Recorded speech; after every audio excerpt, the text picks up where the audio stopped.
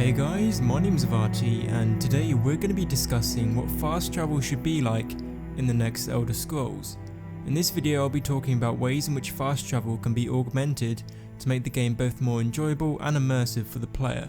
Additionally, I'll also mention some ways I think the map could be improved in the Elder Scrolls 6. So throughout the last 3 Elder Scrolls games, fast travel has changed quite a lot. In Morrowind, the only fast travel options available were either silt striders or boats, along with various recall items and enchanted amulets, which were fairly rare, whereas in Oblivion you could fast travel anywhere you discovered through the use of the map, and at the start of the game, all the major cities were already discovered, so you could already fast travel to those right at the start. In Skyrim, you were only able to fast travel to places you discovered, and at the beginning of the game, none of the cities were available to fast travel.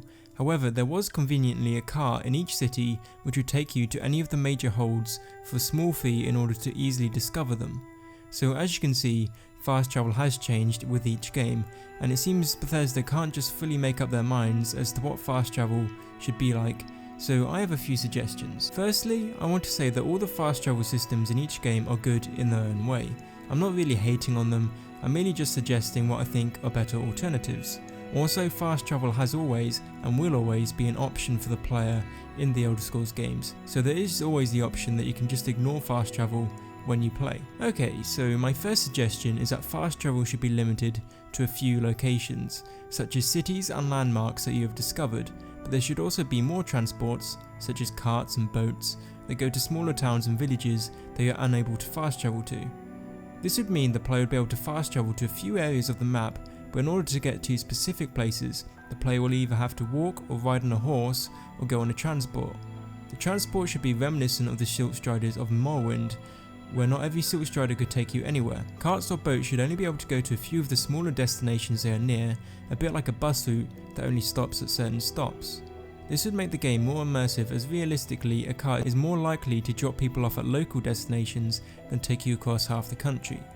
That being said, there should be a few carts or boats that do go long distance to make discovering the cities you are able to fast travel to easier at the start of the game. Transportation via carts or boats shouldn't be too expensive either, so in the early game it isn't too hard for the player, but maybe some of the longer distance transports can be a bit more expensive than the average transports due to the long distance. Through limiting fast travel and offering various local transports, it makes the game more realistic and promotes exploration of the living world, as it is generally harder to get to places, but it isn't too hard. Now I'm going to talk about the map in the Elder Scrolls 6 and some changes I think that could be implemented to make it better. One thing I would like are mapped roads on the map of the kingdom, as then it is easier to map your route to your destination.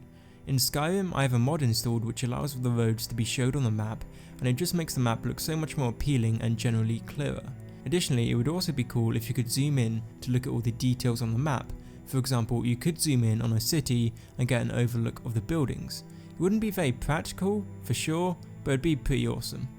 Another minor point is the colour of the icons, as in Skyrim all the icons were white, which was okay, but I feel that if the icons were in colour, they'd be easier to distinguish from one another.